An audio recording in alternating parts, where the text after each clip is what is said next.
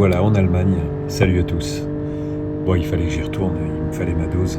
Donc là, nous voilà sur l'autobahn. Une fois de plus, je prends le plaisir de pouvoir rouler, non pas forcément à 300, mais en tout cas entre 200 et 250. Quel plaisir. Bon, petite arrivée à l'hôtel, on voit les voitures, entre autres cette M3 Touring, qui est vraiment une réussite, mais la M4 j'adore, mais alors vraiment la M3 Touring, et quand on la voit à côté de la RS6, bon bah je pense que, en tout cas en ce qui me concerne, le choix est très vite fait. Pour le reste, bon, on voit que il va y avoir du monde pour jouer, donc voilà, ça met dans l'ambiance.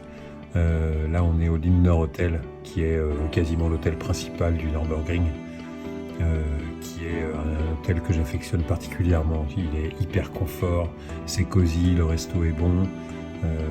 Non, c'est une bonne adresse, sauf si on va dans les petites maisons qui sont très sympas quand on y va à plusieurs. Mais là, entre autres, j'ai mon coach là, qui était en vacances et j'y suis allé sur un coup de tête. Donc je vais rencontrer du monde sur le circuit, mais j'y suis parti tout seul en me disant allez hop, là il faut que j'aille chercher ma dose. Nous voilà sur la piste. Alors avec du monde, vraiment du monde. Alors je dois dire que moi j'aime quand il y a du monde, mais là il y a eu des moments où il y avait vraiment le train. C'était limite le périph' parisien. Mais bon, c'est pas le plus gênant. En fait, le plus gênant, c'est que quand il y a beaucoup de monde comme ça, il y a beaucoup d'accidents, beaucoup d'incidents en tout cas, avec des drapeaux jaunes incessants, des fermetures de pistes. Bon, ça c'est le jeu du Touristenfahrten.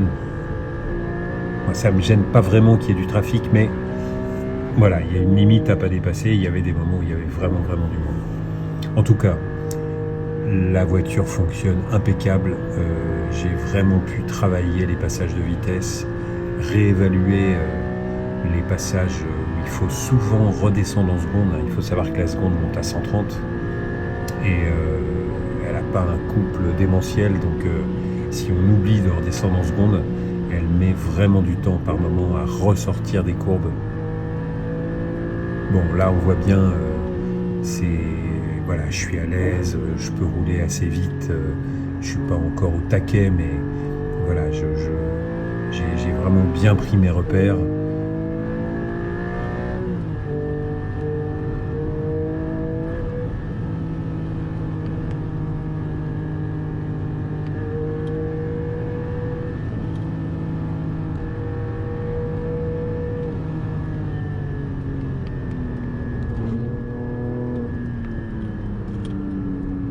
La boîte de vitesse, voilà, je vois par exemple là, petite chicane, hop, droite, gauche, gauche, droite, et là il faut vraiment être en seconde si on veut ressortir de manière un petit peu dynamique.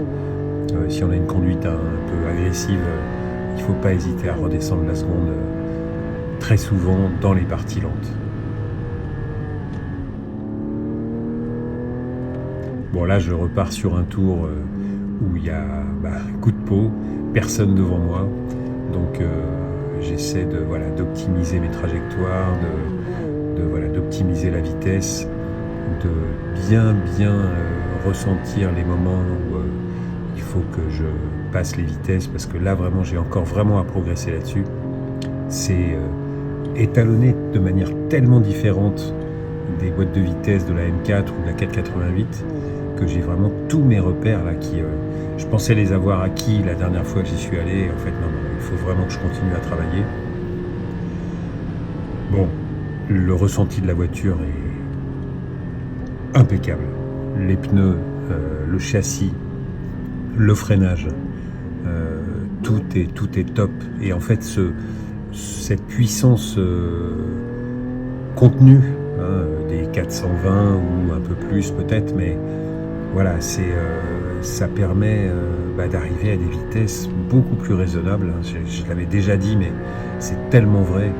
On arrive à des vitesses qui sont, qu'on peut gérer.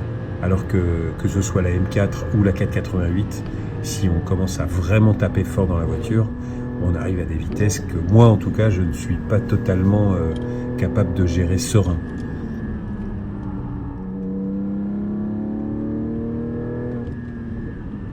On voit par exemple là, on est sur un break AMG, alors je sais pas combien de chevaux il peut faire, mais on voit bien qu'à la réaccélération, le gars me dépose.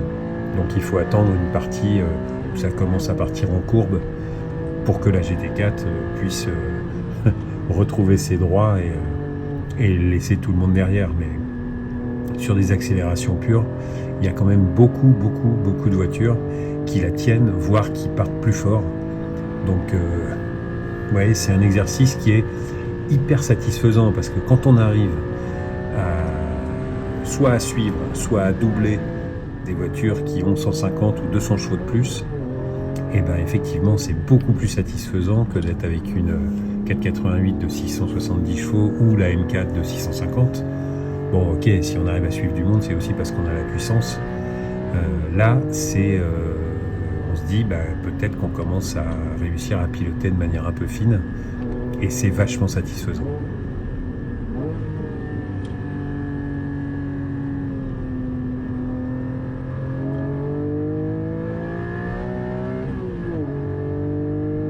Les passages en courbe rapide, ça c'est vraiment le plus agréable.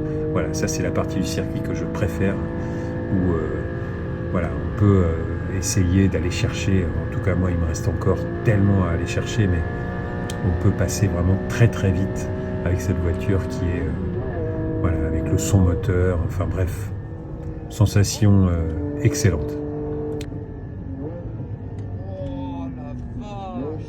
Et alors j'ai rencontré donc entre autres deux garçons vraiment des gros passionnés, Jérémy et Vincent. Les gars, je vous dis à bientôt et j'espère bien que ce sera avec les deux GT4 puisque ils sont venus me voir en regardant l'auto et en me disant que voilà qu'ils attendaient la leur.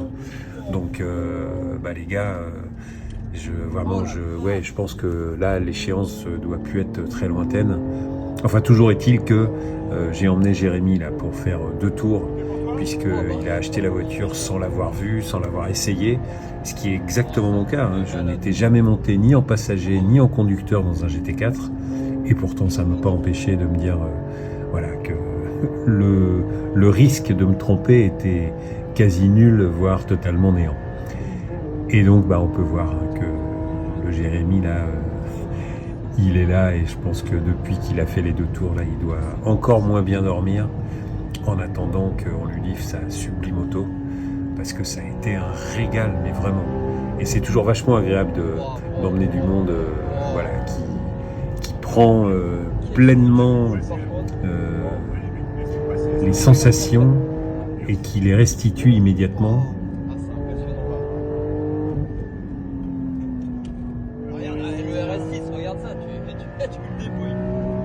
Piloter, c'est génial. Emmener du monde et partager les sensations en temps réel, c'est magique.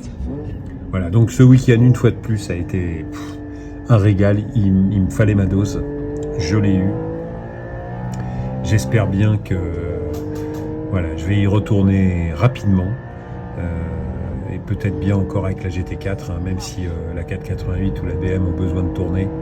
Mais là, sur le NURB, il faudrait que je réussisse à progresser encore dans mes étalonnages de passage de vitesse pour essayer d'aller chercher encore plus. Il y a tellement de progression à faire avec cette voiture. Bref, c'est une auto exceptionnelle qui me régale complètement. Donc je pense oui que je ne vais pas tarder à y retourner.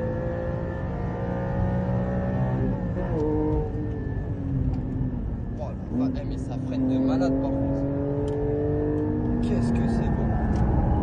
Putain, mais tu le tiens le RS devant. C'est impressionnant. Ouais, là, il a 500 chevaux lui. Là, il a 100 chevaux. Ouais.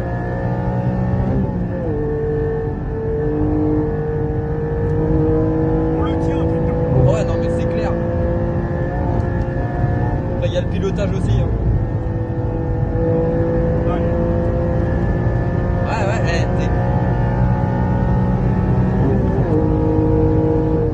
waouh. Ah, tu m'étonnes. Oh là. enregistré, ça sert à rien.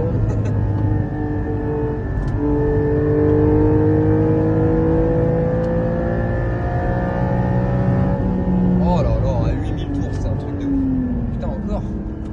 Bon, après un énième drapeau jaune, fin de session, la voiture s'est comportée une fois de plus de manière mais impeccable. Zéro alerte nulle part. Les pneus, ils ont pris un petit coup de chaud, mais de manière tout à fait nominale, donc tout va bien.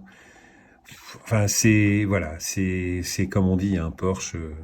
Tu pars par la route, tu fais tes tours, t'en fais un paquet et tu rentres et t'es tranquille et tout va bien. Et ben une fois de plus, ça s'est confirmé. C'est vraiment des voitures exceptionnelles. Voilà, donc le retour, 1000 bornes une fois de plus. Mon petit stop standard dans mon lavage auto préféré pour enlever surtout la poussière de frein. Ça, si j'ai un conseil à vous donner si vous roulez sur piste, lavez vraiment vos jantes et l'auto complète. Ça évitera que les poussières de frein abîment la carrosserie, le reste. Voilà, c'était une fois de plus excellent. Je vous dis à très bientôt. Salut.